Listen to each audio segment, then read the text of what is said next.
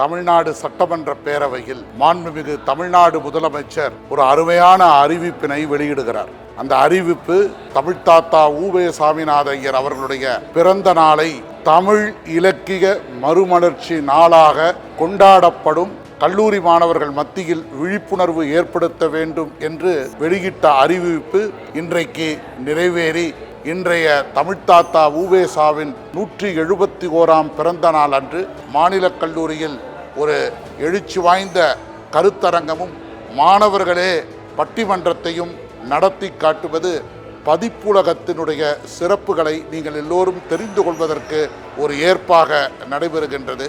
இன்றைக்கு சங்க இலக்கியங்கள் முழுவதும் நமக்கு கிடைத்திருக்கிறது என்றால் அது தமிழ்த்தாத்தா உவேசாவினுடைய புலமையினால்தான். மாண்புமிகு முதலமைச்சர் அவர்கள் அளப்பரிய அந்த தமிழ் பணிகளை எண்ணி நாங்கள் பெருமிதமடைகின்றோம்.